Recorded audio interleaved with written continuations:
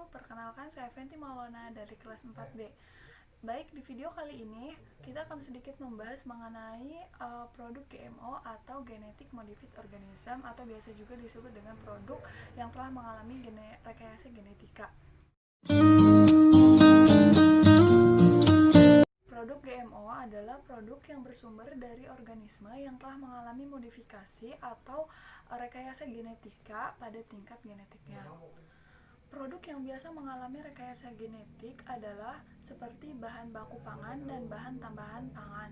Contohnya seperti jagung, kedelai, kentang, dan anggur. Oke, selanjutnya kita akan membahas mengenai tujuan dari GMO atau Genetic Modified Organism. Ada beberapa manfaat yang dihasilkan dari GMO, yaitu bisa meningkatkan kualitas gizi suatu tanaman. Selanjutnya juga bisa menghilangkan racun yang dihasilkan dari tanaman tersebut. Selanjutnya juga bisa membuat tanaman agar tahan terhadap hama dan kekeringan. Namun bukan hanya itu saja tujuan dari GMO. Berdasarkan beberapa jurnal yang telah saya baca, ternyata GMO juga bertujuan untuk meningkatkan rasa manis dari buah yang dihasilkan dan juga untuk meningkatkan ukuran buah agar lebih besar.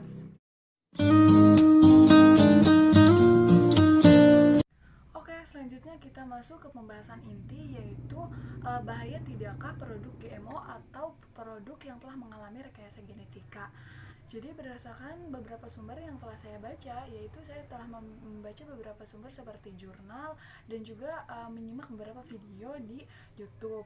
Ada beberapa jenis video yang saya tonton. Yang pertama itu ada berdasarkan penelitian dan berdasarkan pandangan Islam mengenai rekayasa genetika terhadap buah atau sayuran.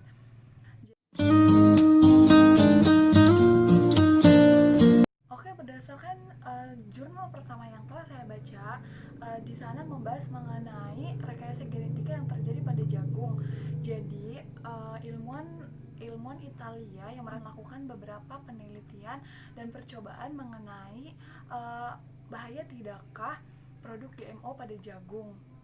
Para ilmuwan Italia tersebut melakukan penelitian sejak tahun 1996 hingga 2016 yang melakukan penelitian terhadap produk GMO jagung. Dengan dilakukannya rekayasa genetika pada tanaman jagung sehingga dapat meningkatkan hasil pertanian 6 hingga 26%. Namun bukan hanya itu, dengan diadakannya rekayasa genetika ini juga bisa meningkatkan kontaminan bahaya pada tanaman jagung serta dapat menurunkan kerugian ekonomi bagi para petani.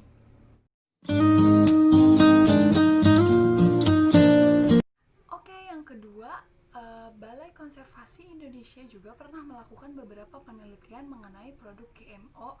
Apakah produk GMO ini berbahaya bagi manusia atau tidak? Dan berdasarkan hasil penelitian tersebut bahwa produk GMO tidak berbahaya bagi manusia.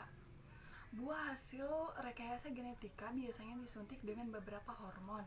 Di penyuntikan tersebut bisa menentukan kualitas produk ini bahaya atau tidak bagi manusia. Jadi ketika hormon yang dimasukkan ke dalam buah tersebut takarannya sesuai dengan aturan, maka buah tersebut aman dikonsumsi bagi manusia. Sedangkan ketika takaran hormon yang disuntikan kepada buah tersebut takarannya tidak sesuai atau berlebihan, maka kelebihan hormon tersebut yang bisa menyebabkan adanya gejala kanker pada manusia.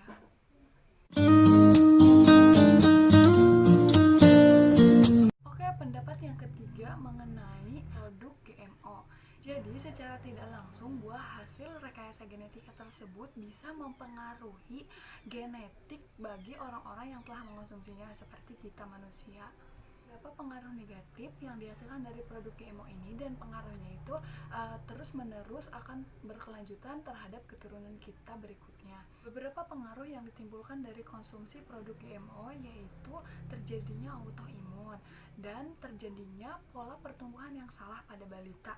Misalnya suatu balita memiliki gigi geraham namun tumbuhnya itu secara belakangan dan arah tumbuhnya itu keluar mulut. Jadi arahnya tidak sesuai sehingga terjadinya proses pertumbuhan yang tidak normal tersebut pada balita diakibatkan oleh pengonsumsian produk GMO.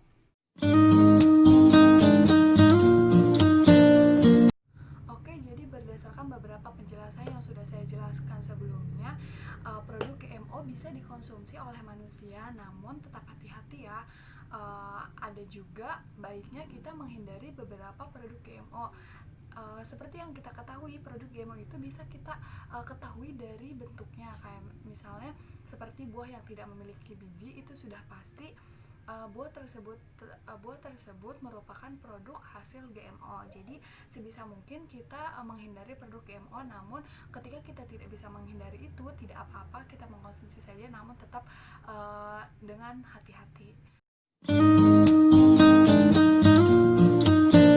Baik, cukup sekian video kali ini dari saya mengenai penjelasan produk GMO, bahaya atau tidakkah produk GMO.